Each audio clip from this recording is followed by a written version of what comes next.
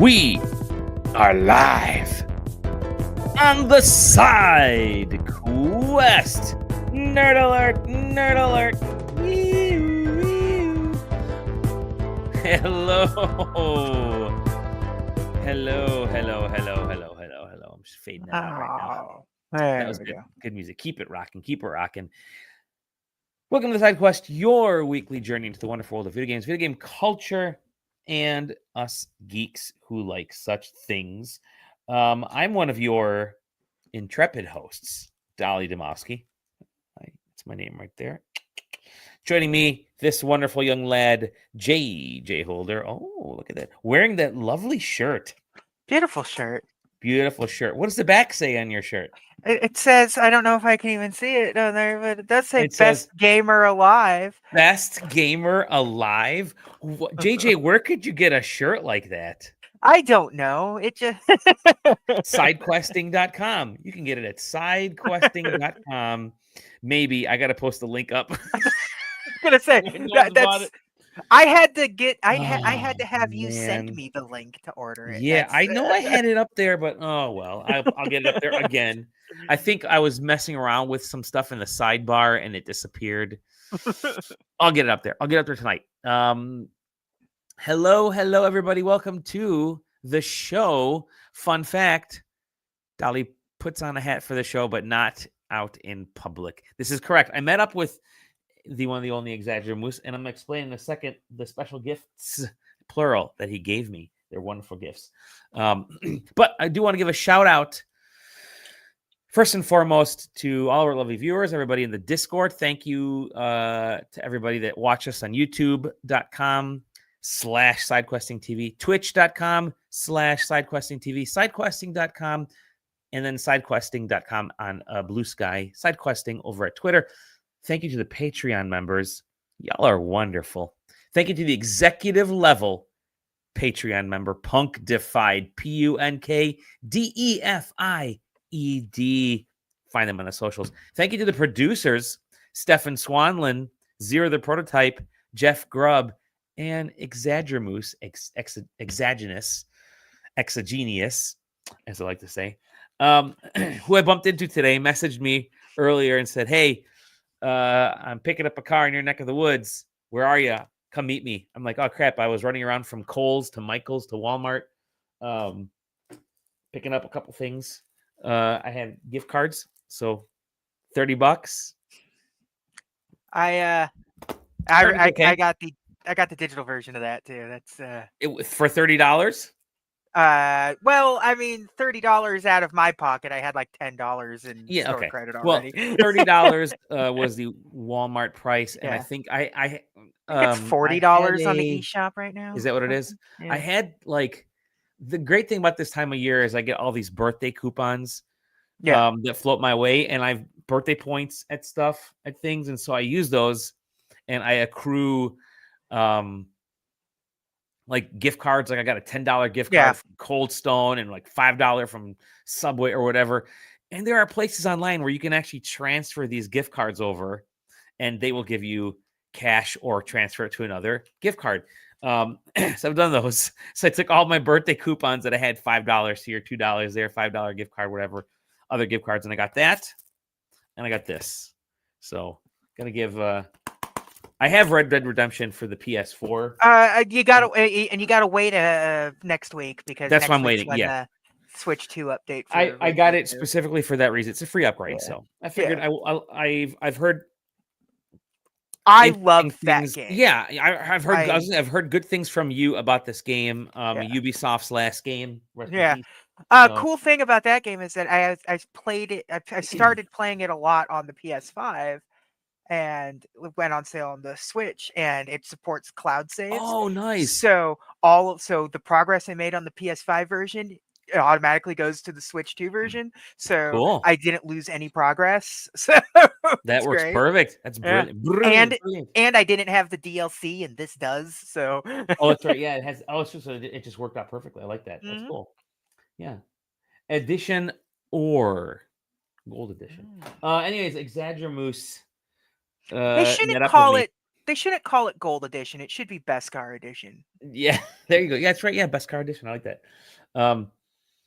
Canonically correct. And he said we actually had our cars parked with our driver's windows like next to each other, chatting and throwing crap at each other. He's like, "I got something for you." I'm like, "What?" And he hands me this Mountain Dew The Honeydew. honeydew. Yeah, baby. And I haven't tried this yet. They have it at Little Caesars, but I haven't tried it. So I also I'm had gonna that try weird it now. mango one. Oh yeah. Yeah. Ooh, it's got the sound. Let's give a taste test.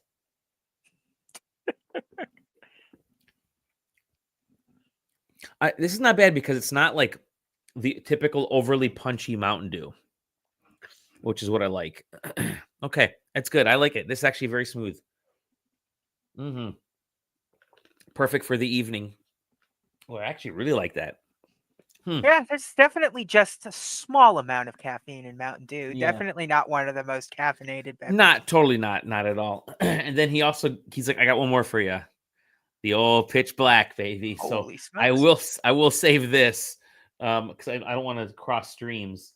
I don't have ginger to take the taste out of the one like sushi.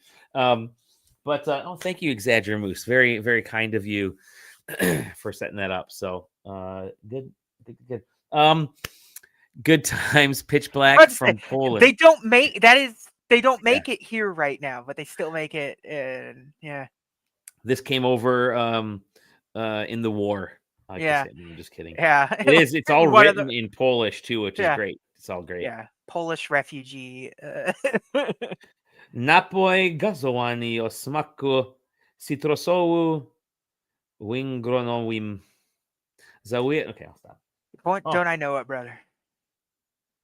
Zawiera cuckier. Ooh, uh-oh. Oh. What's he saying to you? Fall asleep in a second when you got in this Mountain Dew.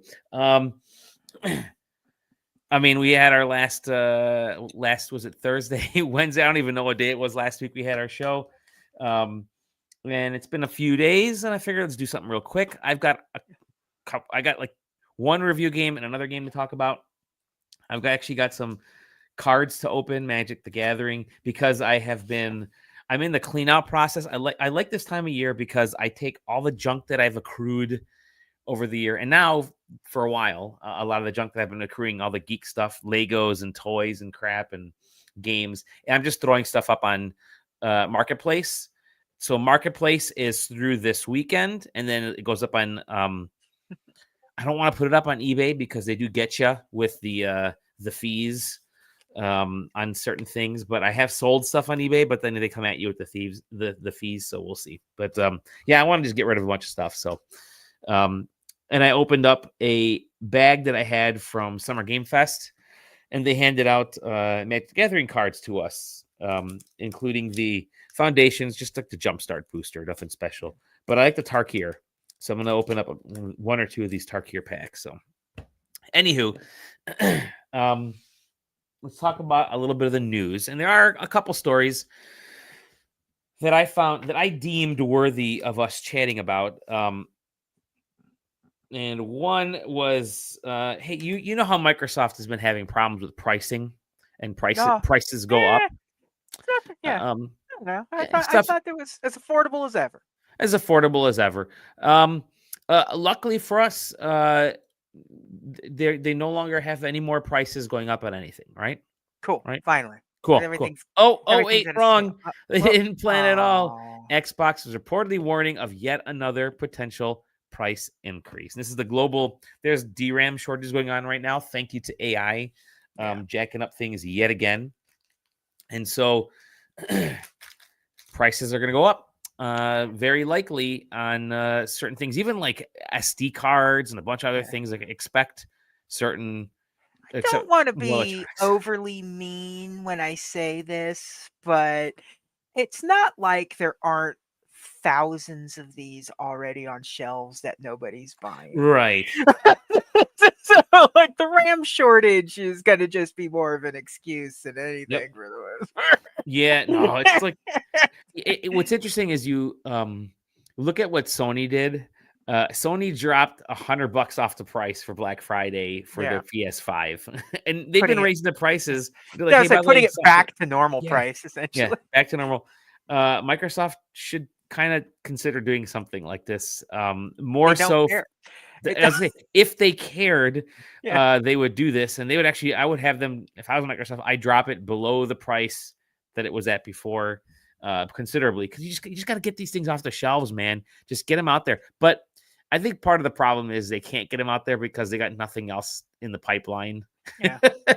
So, yeah. But that is driving up. Like I read, it would potentially drive up like SD card and some other thing prices in a few areas that could go up. You can tell I'm tired. That Mountain Dew is going to kick in any second now.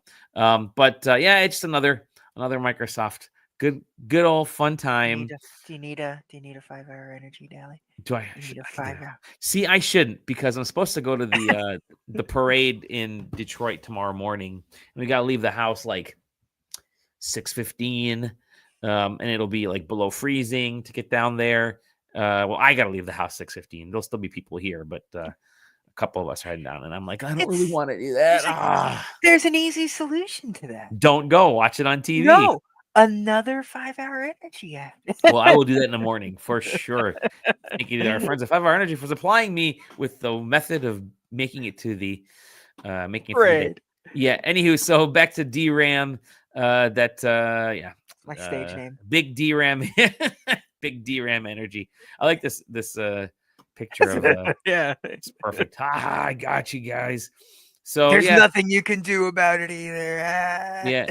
PlayStation is less likely to be affected because Sony planned ahead. They bought up gobs of RAM near the bottom of the pricing, unless they should be fine for months. But not Xbox. They didn't buy nothing. Yeah. They have just been sitting on whatever they have and hoping. Hoping. Microsoft clearly still not a hardware manufacturer. They've been manufacturing hardware for decades, but they still not hardware manufacturers. If you want to call it that, yeah, for sure. There's some other news, and this one was, there's a couple. Speaking of pricing, this one has been going around now. Remember how we talked about the Steam Deck? Hey, if it could get it to like, $500, $600, you're gonna be in pretty good shape selling this thing. Guess what? No. Valve says this is coming from Valve. The Steam Machine pricing will be pretty competitive with equivalent PCs. Yeah. And could be looking at like $800, $900 device here, if not more, which is not fun. That prices me out. I would, at that point, it's like I'll get a PC and HDMI cable. Which is, I guess that. But at the end of the day, if that's what then I would just get a PC with it. Well, then just get this still. I mean, like, what's yeah, no. So, like, this is going to be more. No, well, so the difference is for me, and because I was really hyped up on this thing at 500. You got me at 500. I'm like, I'll pick this sucker up, and it was never going to be 500. Me and Taylor were. No, it wasn't. It wasn't. No. At 600, like 599, 600, then I started thinking, okay, I could be convinced, but I don't need it because I have this laptop, and this laptop plays just about every game that I need it to play. But I could be convinced that within a year, I could probably pick this up and plug it into a monitor or like a TV, like actually plug it into a TV and use it as my main PC gaming stuff. I have the Steam Deck. That's the only problem with that aspect. But then anything above that, and I'm thinking, I have a laptop, and if it's going to be competitive with a PC, well, then is it going to have Windows? Because I do more shit than just play games on my PC. Like, can I just plug in my USB camera? Can I plug in my microphone? Does it have enough ports for everything? Can I plug in this and that and my Stream Deck, my other stuff? Then things start to get a little iffy because they say it'll be, priced competitively with equivalent PCs, but it's like, but PCs have all this extra shit in them that makes a PC a PC. So yeah, it's going to be a little bit of a it's the word struggling equivalent thing. that is doing the heavy lifting. It Because is. It is. equivalent PC could also just mean because like if you're The when you're cards, making the graphics cards, yeah, yeah. but like when you're making the play of like, well, the PC does this, that, and the other, but that's also assuming that people are buying a PC to do this, that, and the other. And Yes. that equivalent PC is a completely different type of Correct. equivalent PC than a PC Correct. designed for gaming. Like a gaming laptop, yeah, it can do that stuff, but the person buying it isn't buying it to do that stuff. That's just a Sure. happy coincidence if they ever needed it to, that they could.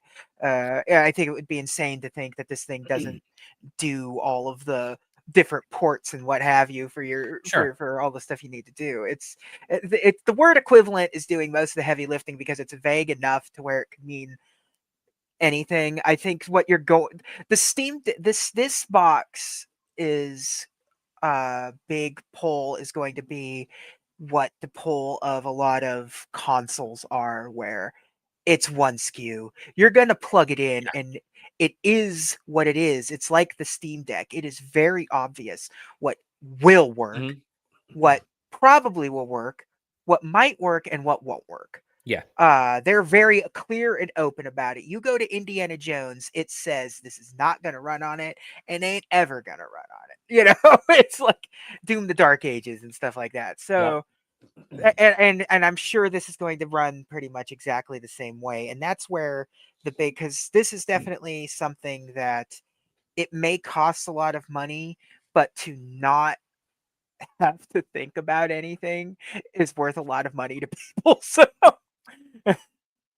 Oh, for it's sure. yeah, That single SKU, that single school. SKU, that idea of, again, that's why I love the Steam Deck, and I've come into really be thankful for the Steam Deck because um, when you design a game now, like As making a long as game you're for not, yeah. PC, it has to work on the Steam Deck. Yeah, Like, as long as you're not using, it seems like anyone that's yeah, not using Unreal Engine 5 is yeah. making a version of their game that can run on low specs. That doesn't matter because it's shrunk down onto the Steam Deck Yeah, screen. Like, yeah, and yeah, it says it's not a big deal when it's running 800p with sure, lower texture exactly. resolution because the screen is smaller. Its pixel density is different, all that stuff. So, Yep. yeah, But at the same time, you have to get it to run, and I think that yeah, has actually leveled the playing field for so much of the gaming industry from the development standpoint, and for fans especially, because fans can now they can buy and play so much more games on Steam. Like and I'm I sure can play that's shit on Steam that I didn't play yeah, now on my Steam Deck because I can take it with me and I know it's going to work. If it's showing up there, ideally for me, I would just rather have it grayed out instead of, different levels. It's like, yeah. for me, it's like it's either optimal or not, but they're showing you that it can work. And that, like you said, that single SKU is such a powerful thing to have. And that's why consoles have been Yeah, so strong and so worthy, so worthwhile to for own for the decades. Yeah, longest time. yeah, Because cartridge go in, yeah, game gonna work. Like you have yeah. to do this to blow the dust out, but Yeah. those are external There's only been a external couple of reasons. instances where, like, same hardware cannot run. It's like the new 3DS couldn't run Yeah. Minecraft or whatever, but or, Or the old yeah, 3DS couldn't or run this couldn't Minecraft, run the new, Minecraft. But yeah, yeah, yeah, whatever. But yeah, yeah, it's been minimal from yeah, that standpoint. But I yeah, think that is why, again, that's why we like the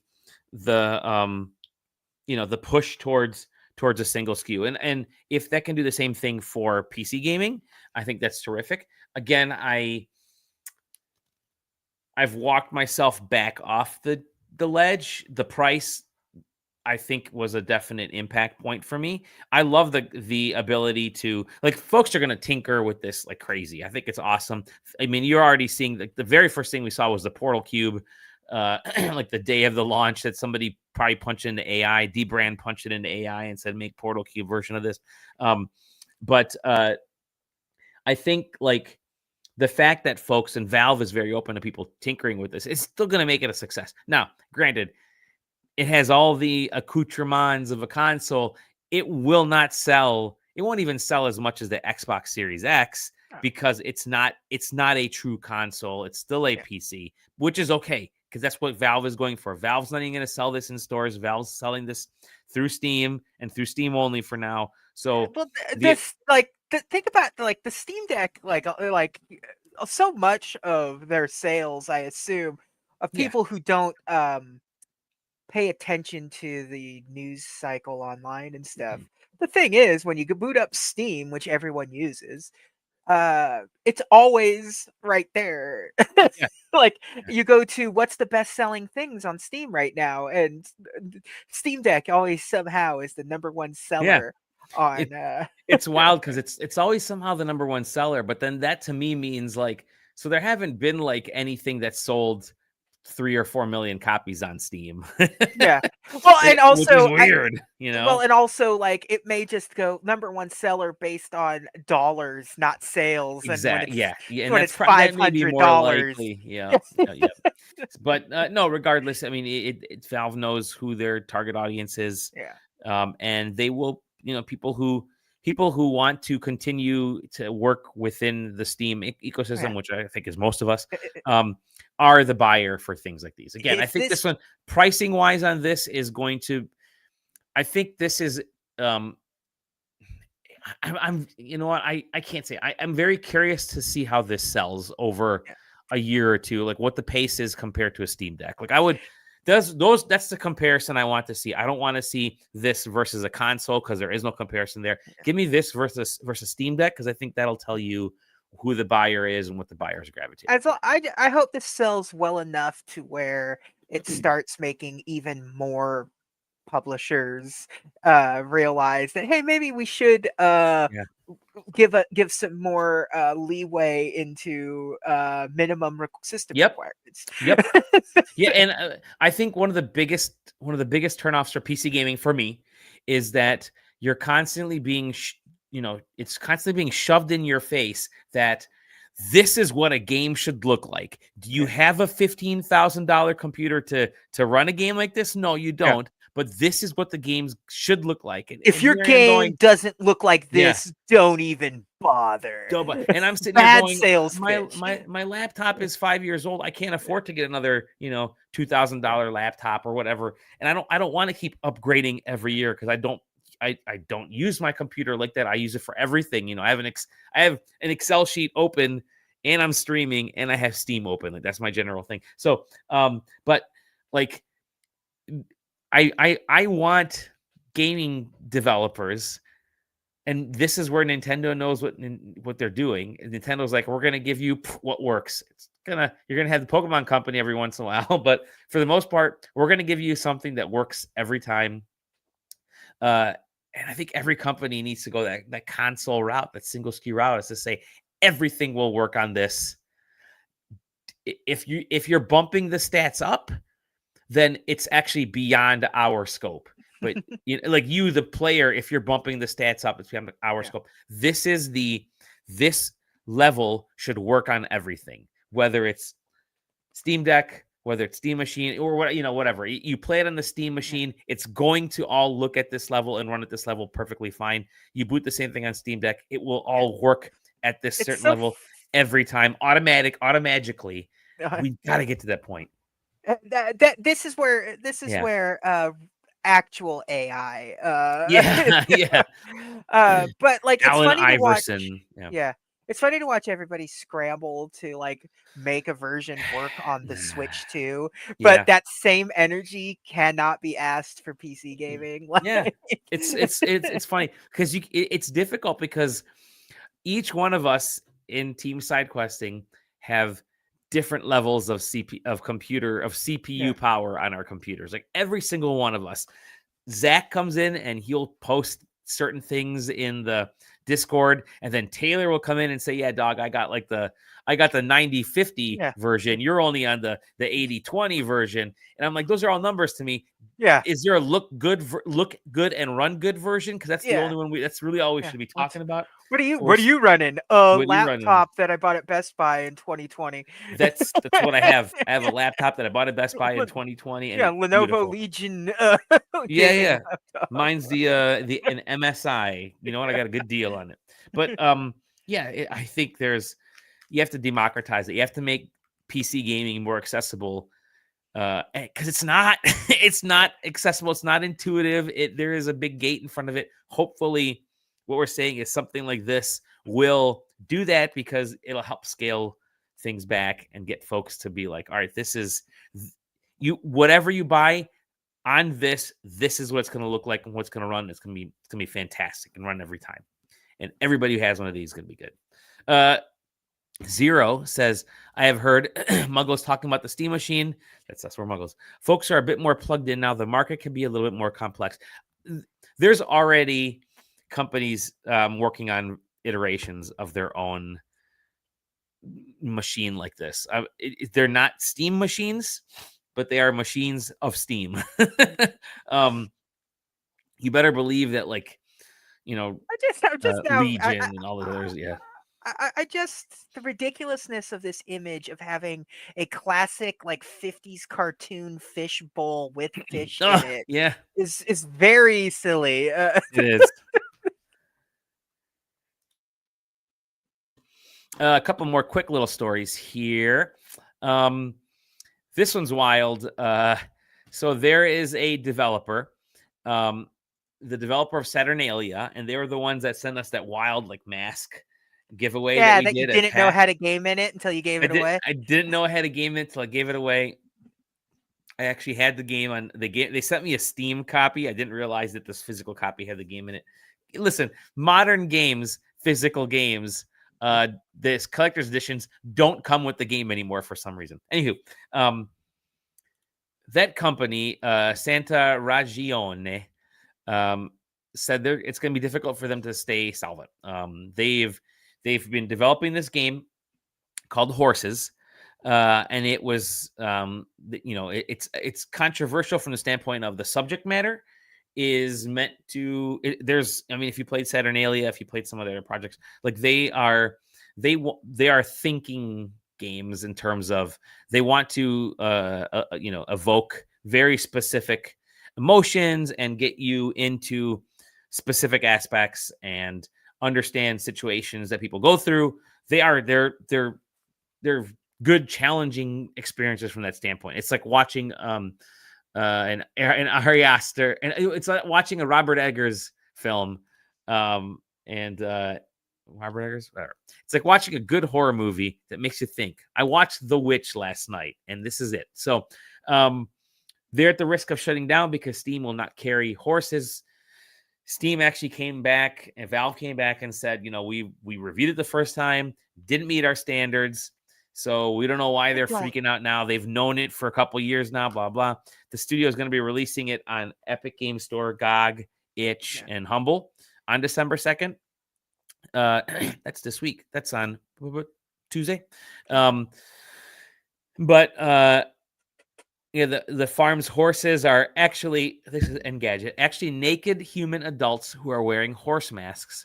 And it definitely watch the trailer because it's a very interesting trailer. But yeah, they have a lot of strong themes in there. So Valve said we reviewed it, didn't work. They decided they wanted to, try to get through our review process again. Again, we told them it wouldn't work, and that's it. And so, yeah.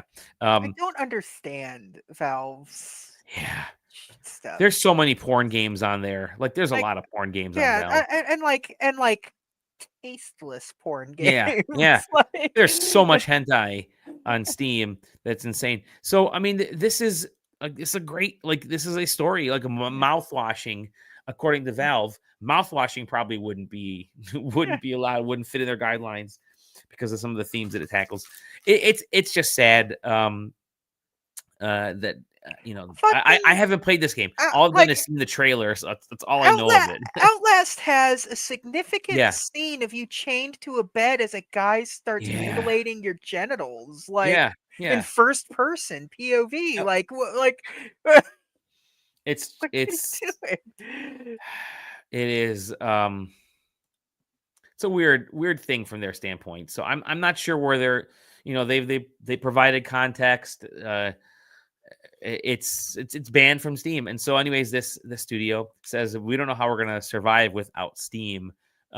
Hopefully they'll survive because enough people are now interested in this game and hearing about it. Like sometimes bad Got yourself publicity. into the news cycle. That's Yeah, get step yourself in one. the news cycle. They're already going to be selling more copies of this game just based on that being on that news cycle. I mean, I'm certainly interested. I'll probably pick up the itch version myself. But yeah, I just something to keep an eye on, because this isn't the first time Valve has done something like this. I mean, they just had something a little bit ago, same way earlier this year that another, very similar. So yeah, just bizarre from that standpoint. And I do, unfortunately, I want to end on a little one that's sad. I don't know, but on a story that's sad, but thankful in a way. And that is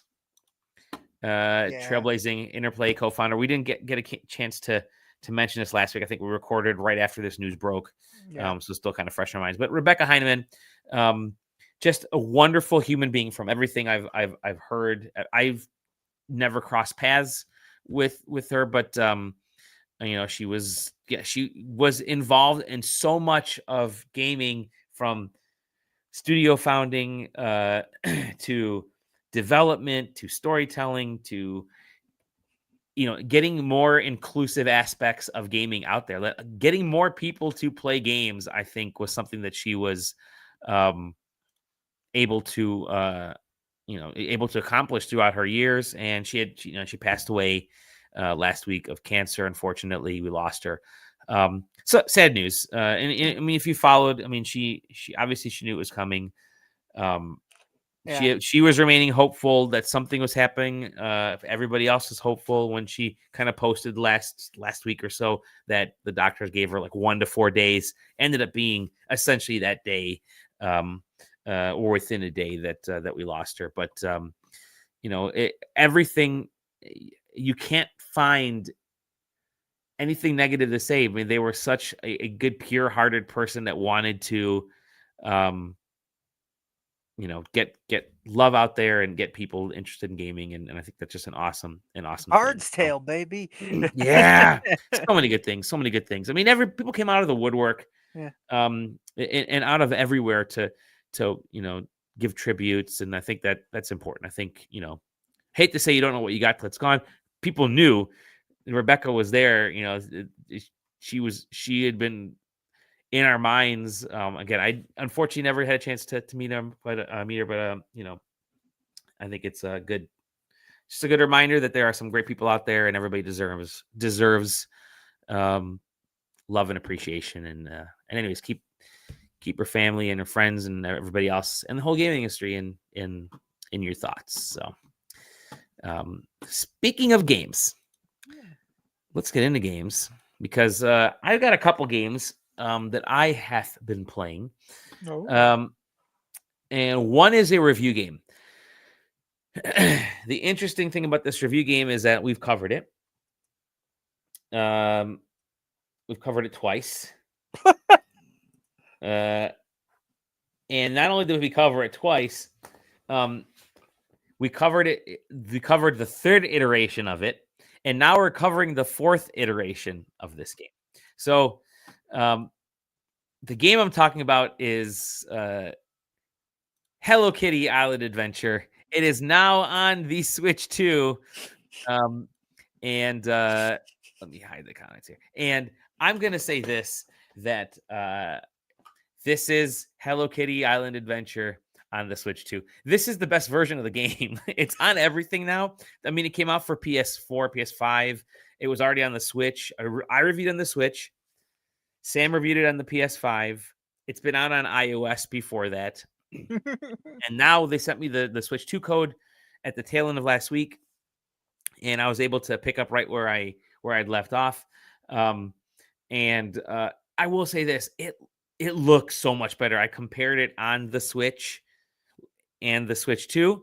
And the visuals are that much better on the Switch 2. Like I am actually kind of surprised at how well it functions. I will also say this. Sam reviewed it over the summer, and since that time, there have been like some considerably good updates to this game. There is so much to do in Hello Kitty Island Adventure. If you are an Animal Crossing enjoyer, like I am, I've become, I should say.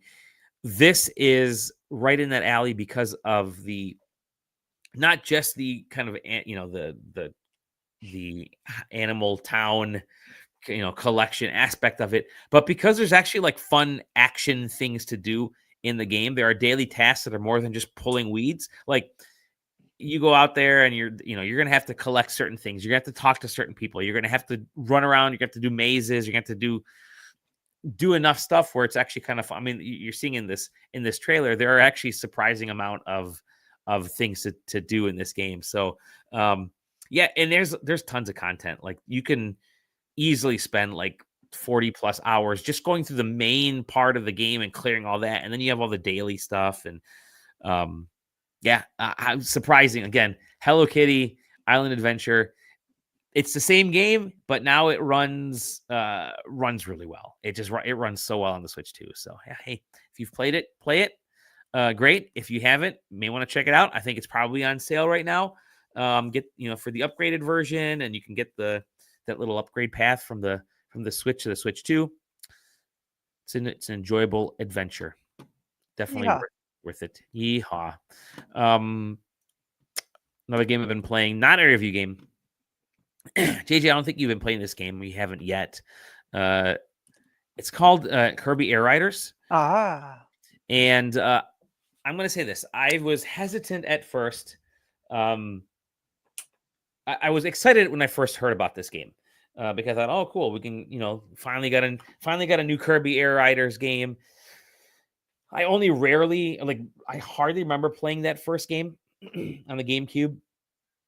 But I had heard a lot of good things about it. There's definitely this kind of this niche group of folks who absolutely loved it. So I thought, okay, let me see what this is about. Played it at PAX West. You and I did not have a good time with this at all. Because when you're in the races, when you're doing this stuff, like the game basically tells you, don't do what you're typically used to doing in every single other racing game. Don't do what's natural to do. Don't push forward. Don't hold this button down. Don't push this other button because you're not supposed to do any of that stuff. You literally are. It's an on rails racing game. Once you get that through your head, boy, does the stuff change. Because that demo we played back at PAX was not fun. It was slow. There were moments where like the competitive side of things just wasn't me. I've been playing the single player road trip in this, and holy hell, is that ever so fucking fun. It's essentially like a roguelite Kirby racing game. So you're for those who don't know, road trip is basically you pick a character and there's a very loose story about, you're trying to find out who this mysterious newcomer is, and they're causing havoc, and the vehicles have fallen from the sky. That's why everybody has one. Well, as you go through, you're on a road, and you can every so often you can select if you want to pick path A, B, or C, and they could either be a drag race, it could be a timed lap, timed race, it could be a melee style free for all, beat the other enemies up. And should you win this event, you get points, you get items, you can upgrade your character, and you move on. That's how you also start unlocking different characters and different, what do they call them? Rides? Machines. We're boring to call them machines. And then you just go to the next one, and next one, and next one. And there's like little mini boss fights, and there's, other stuff going on. And it's fun. And there's like a whole new game plus attached to it after you kind of complete, each character's races and stuff. You get to do more. Boy, did I immediately fall in love with that aspect. I've not really played online because I've been so glued to this road trip mode, which is what I really wish Mario Kart had. Instead of just an open world, like I wish there was stuff to do in road trip mode. Like you're seeing the kind of overhead shot racing, which is sort of like slot car style racing, and you're more aiming rather than moving in that version. And so there's so much to do that it's like, oh gosh, it's so good. And just keep unlocking characters. I have played around a little bit with some of the customization stuff, and you can do some quirky customization to the point where Nintendo is already freaking out, like why Sakurai allow people to create to live out their meme fantasies with some of this stuff, because you're already getting some pretty funny machine designs. But man, I may have flipped. I may have become a definite enjoyer. Now, granted, I'm gonna spend time this holiday weekend, playing the multiplayer stuff, but more like online and against people. But man, that's just a single player road trip is enough for me to be like, wow, that alone might have been worth the price. It is a lot of fun. It is so much fun to play. So yeah, I'm surprised. I mean, you haven't played anything besides the demo that we had, right? And the whatever. And that beta, yeah, which was man, this is fun. I'm gonna recommend this to you, JJ, to look here. This is the road trip. It's showing you pick one of the things, then you go into whether it's a race or time trial, or you got to beat up the characters, you collect certain things. There's quite a lot to do. I'm sure it's fine, but I don't. Yeah. I'm not even saying based off of the demo. I'm just not sure. This isn't my kind of racing game. This isn't my kind of. I'm not interested. It's just it's even if you do like what it's doing with the thing. I don't know. There's just sure. No, it's definitely the niche. There's the niche folks that loved it the first time, and underground kind of cult following. This is going to develop the same thing. It's going to develop a cult following.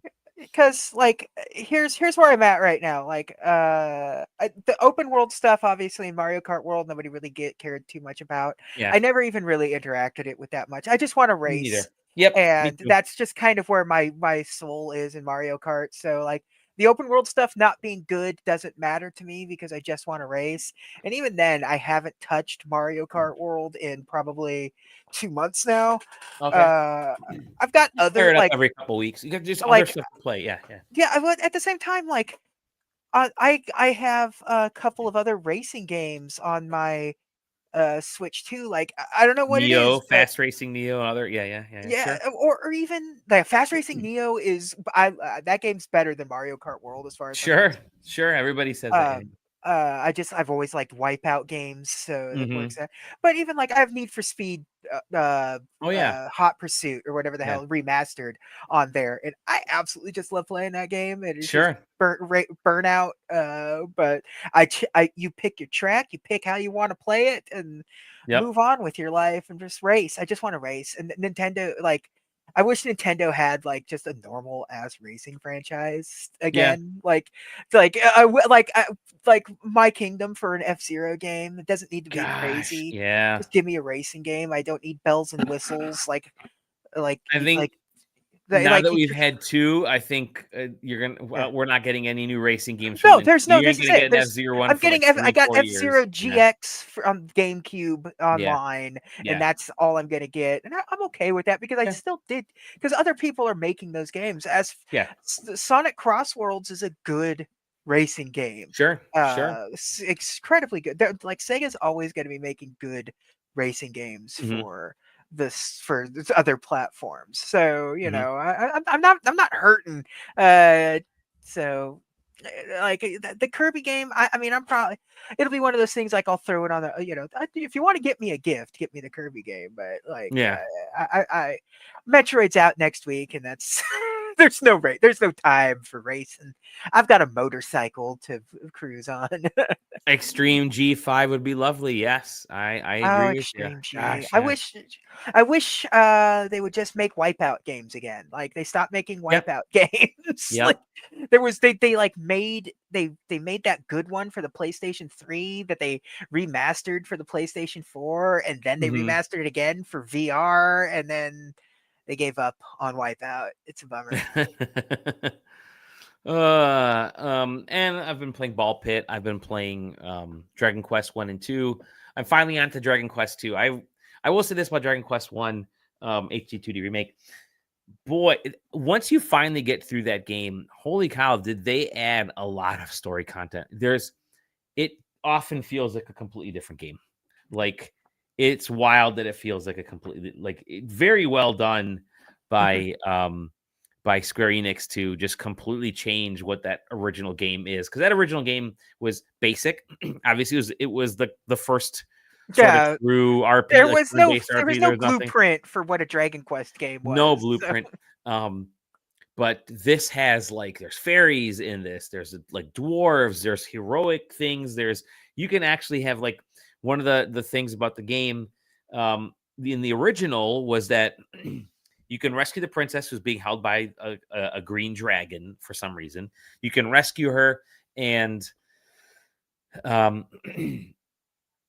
you can either take her back to the castle, or the game was developed in such a way unknowingly that people could you can finish the game while the animation, the character pixels had you holding the princess as you were walking back to, through swamps and stuff to get her back to the castle, and then it would flip you back to the hero pixel, the hero sprites. Well, folks figured out that you can actually beat the game in just holding the princess the entire time. So you're game-winning sprites. Your sprite for the whole game is you holding the princess as you're walking around. For this game, they said, you know what? Let's make that a part of the experience. If you decide to continually not go back to the main castle, Tantagel Castle, and bring the princess back to the king and the kingdom and stuff, to her family, you can have her, you can kind of build up a mini party, because every once in a while she'll cast a spell to help you out, and you're still holding her doing stuff. It's this really weird passive thing, but it was just almost a fun Easter egg, a nod to the folks that would do that. So anyways, yeah, surprising. I was able to get that original Dragon Quest. You can beat that in a couple hours if you really tried, if you really knew where to go. I think there's some crazy speed runs out there. It's 4 to 6 hours if you know what you're doing, maybe 10 at most. But they've pumped this sucker up. I was able to pour in dang near 20 hours into this, just the first one, because I wanted to. I didn't have to, but I wanted to explore everything because they've added a ton of stuff. So anyways, that's fun. Like I said, Ball Pit, and I will open one of these guys up in a second here, but I wanted to hear what you're playing. Luminous. Oh yeah, One of the games. That's in my. I've been trying to pick my top 5 games, and that's one of the ones that I'm man, that might be in there, but that's the number. There's a whole handful that are number 5 right now. Yeah, that's clearly in my top 10, clearly in my top 7, probably. But God, it's such a great game. The Indiana Jones. Although I keep meaning, I have the DLC for Indiana Jones, but I haven't touched it yet, and I keep meaning to do. But Star Wars. I mean, obviously, I talked about that earlier, and give me 2 seconds while I remember exactly how this game's title is, because I don't actually remember. Super Mario Twins, right? Oh yeah, I think the twins. Yeah. They're twins. Gianna sisters. The Gianna sisters. That's what it is. I am having a bad time right now. That's all right. Is it a PC game, Switch game? It is. It is a PC game. There it is. Sektori. Oh, Sektoria. Sektori. No, it's just Sektori. Sektori. Yeah. You've been raving about this. Holy shit! This is a video game. I am consumed with Sektori right now. It is just, my brain sees Sektori when I close my eyes. It is just a twin stick shooter, but it's brutal. It's so brutal. It's Geometry Wars times 10. Oh boy. It's crazy. I can't explain it. So many folks talking about this game. It's just when you see it, if I'll show the I'd say I wish I was in the mind space to bring you a video of this. But and come on, baby, launch trailer, Xbox logo. Xbox. Don't play it. Yeah, it's a good spot. But man, it's I cannot describe it.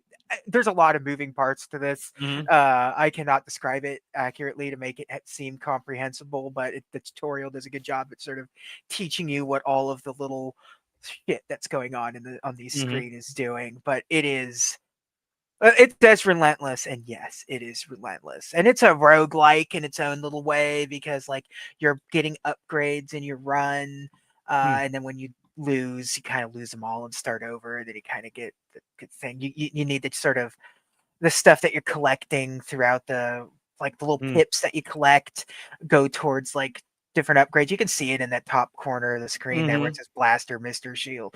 Right. It's Right there, yeah. yeah, and it has like, unlike you know how like uh things like asteroids, which is these games obviously have like the hyperspace button where it's like a risk reward thing. It's like you Mhm. push this button and it's going to transport you to a random part of the screen that may get you out of a jam, but it also may just land you directly into a thing. It doesn't do that, but it has a like Mhm. shunt move. Like you push it and you ram forward, and Oh. Huh. it takes out stuff with you, but it's also ramming you forward, sometimes directly into the path of other things. So when you stop, you're still in the thick of it, but Sure. you're able to take out a bunch of guys along the way with you and stuff. It's a wild. I could not recommend this game more to every single human being on the planet. Uh, it's like this and another game that I'm going to talk about at a later time Hmm. because I kind of want to go deeper into it. Like have sort of taken up my top 7 of the year this year. So Yeah, this is $15 for Sektori. By yes. the way, Kimo Lotnin, who's the developer of this game, Yeah. um, has like just over 100 subscribers on YouTube. Yeah. Uh, Yeah. so we're bigger than the developer of arguably one of the best games of the year. Yeah. Oh, so good. Yeah, man. That's the shit. Yeah, but I'm in shmup mode now, man, because there was Yeah, the other game that that I want to talk about. That that I'm you gonna will save. soon. Yeah, yeah. That I'm gonna save it is Birdcage, and that is also Okay. wild as. Okay. It is a vertical shmup with Hmm. sword mechanics, Okay. uh, but also completely stealing everything about Metal Gear Solid's aesthetic. It's Huh. crazy. It's Okay. crazy. So yeah, I'll talk about that more at some other time when I Excellent. feel like it. But yeah, Excellent. that's it. Well, not Well, it, but that's I'll open up one of these cards. I'll open up one of these packs of cards. Let me yeah. get myself. It's this. This is not. I wouldn't know what any of these cards Me are neither. when you just Me neither. I'm just opening them to opening the up. ether for. I've been You're so gonna. here. It's funny. I've been looking. So me like everybody else has been looking for Pokemon cards, and I'm looking for them for my nephews for Christmas. I want to get them some Pokemon cards. Yeah. Good luck trying to find packs of Pokemon cards anywhere right now. I They just may want be like a pack. I don't want I to just want a flip pack. it. I don't want to sell it. I just want to look at some Yeah, Pokemon same. cards. It's exact, and I know my nephews are gonna go nuts. I'm probably gonna do one of those custom Pokemon card things for them because at least that's one Yeah. way to get Pokemon cards. So Yeah. Uncle Dolly's gonna design. I just I sold think off. this one point this weekend I'm gonna Yeah. sketch out some Pokemon cards. But sorry, you Yeah. were saying you were gonna. Oh, I just sold off like all of my like bulk cards. Like, it's Okay. just yeah, What's an easy way to sell those? By the way. there's no easy way to sell them. It's go to a place that buys bulk. Mm, Sometimes you can go onto something like marketplace and you'll find people that are looking to okay. buy bulk cards, and like depending on the amount you have, sometimes you get like 10 cents per card, which you got a couple thousand cards Yeah. usually Yeah. because you just get, an ETB has hundreds of cards, whatever. But Sure. I mean, I just sold a big like Yeah. bunch of bullshit I'm gonna have on to do that. There's a lot of marketplace. like little Yeah, media replay, media reload type places here that will yeah, actually buy Pokemon cards. So maybe I'll see yeah. if they got Because them I in. know, like around me, like I could go to half price books and they'll buy Pokemon cards. I'm gonna Yeah. get Okay. nothing for it. But Better than something, right? Yeah. yeah, I sold them on Second in marketplace. Charles. Second in Yeah, Charles, you can sell them yeah. there too. I sold mine on marketplace. I got like $80, and that's $80 more than it was You worth know sitting in what? my there. $80 towards a Steam machine. All Steam right, machine let's right check there. this out. I can So get Kirby with that. you can get Kirby. It's true. All right, Tarkir. So I got treasure. I don't know what treasure is, but I got treasure. We don't Token need to go through. artifacts. Yeah. Just Oh, that look was through. the special one. Oh, cool. It's actually a flippy do Look at that. It's a flippy. I don't know. Yeah, that's. Yeah, we're not gonna go crazy with these. But I got something. Wayfair Riverwalk technique, coordinated maneuver, Narset's rebuke. I think the only reason to get excited is if something doesn't have a border on it.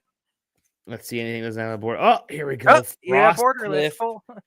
Frostcliff Siege. That looks good. And Could not tell you if that's a thing or not. Yeah, a couple little shinies here. Everything has a foil in it now. It doesn't matter. Everything does. But I do like this one that has it's the dual-sided one. I think that they probably all have a dual-sided one now. Yeah, there's gameplay reasons for those. Cool. Frostcliff Siege. Nice. Okay, those are cards. I don't know what they stand for. I don't know what they are, but I'm gonna flip through these, look at the art. So all right, with that, let's sign off. Yeah, I gotta go tomorrow morning.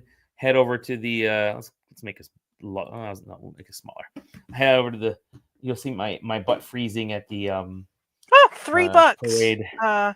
For borderless Frostcliff Siege. So $3. Oh, I got this for free. So there we go. $3 towards a pack of One Piece cards. A pack of One Piece cards. All right, I'll find someone who wants to buy Detroit Steel on Amazon for $35. Action figure. Is that how much that was? Yeah. Was it a handmade one or no? Detroit Steel. It was an SDCC exclusive, so it's on Amazon now on sale. So that's why that Detroit Steel figure was. Detroit Steel Marvel Legends is what we're talking about. It's on Amazon now. Yeah, $35. All right, sounds good. I see it. This is sick. Yeah. This was the Iron Man in red, white, and blue. Detroit Steel, but not the Iron Patriot. Different, but not the Iron Patriot. Yeah. That's not a bad idea. Actually, that's kind of badass. You know what? I may have just freaking. You may have helped me figure out my nephew's Christmas gift with that. Actually, that might not be a bad Christmas gift. All right, thank you, JJ. Rock and roll.